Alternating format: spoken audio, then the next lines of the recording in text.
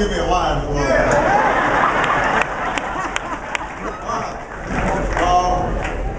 In terms of small business, look, small businesses are the lifeblood of our economy. Yes. They account for most of the new job growth.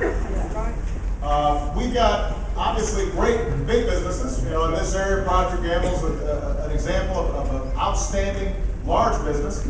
But a lot of the job growth happens with small businesses who then become medium-sized businesses, and then maybe at some point become large businesses. So, ever since I came into office, one of my biggest priorities was how do we support small businesses, which is why we've actually provided 18 different tax breaks just targeted at small business since I've been in office.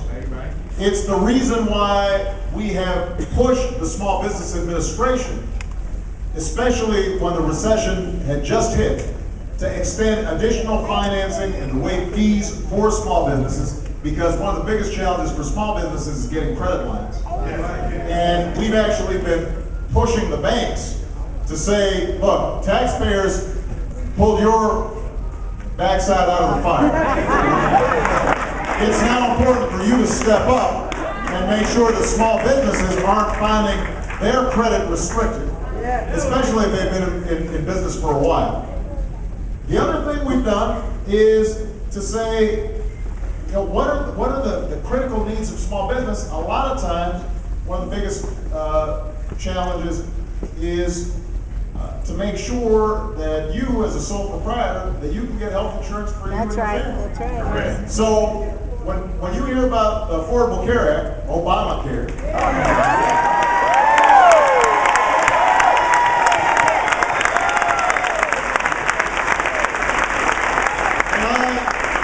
I don't mind the name because I really do care.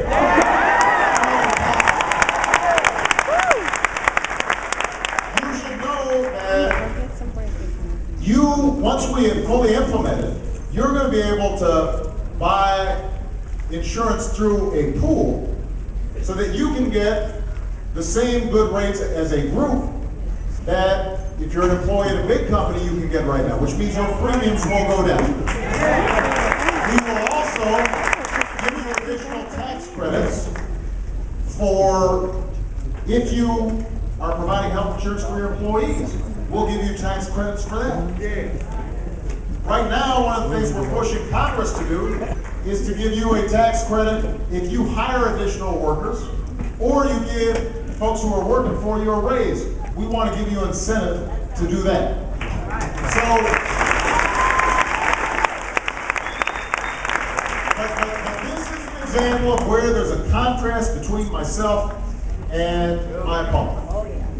As I said before, his basic tax plan is to give folks at the top a tax break. Now we can have that debate, but what I've said is, in the meantime, let's give 98% of individuals and 97% of small businesses some certainty right now by going ahead and passing a law that says your taxes won't go up. Because if Congress doesn't act, by the way, by January 1st, everybody's taxes here are going to go up. By an average of about $1,600. If Congress doesn't do anything. And so what I've said is, if you really want to help small business right now, That's right. give 97% of the certainty That's right. that their costs will not go up.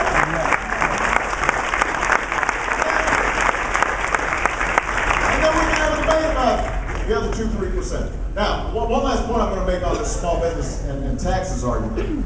You'll hear Republicans say, you know what, if you tax, let's say somebody with $1 million income, you're going to be crushing the small business jobs creators. Now, first of all, I've just explained 97% of small businesses make less than $250 a year.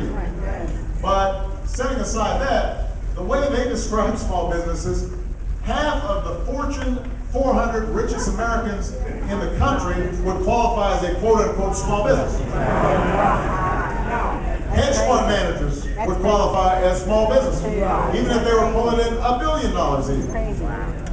And this is an example of what I mean when I say we just want everybody to be treated fairly. That's right. You know, Michelle and I were talking the other day, and Michelle's dad worked as a blue collar worker. He was at this water filtration plant in Chicago. Worked there all his life, all his adult life.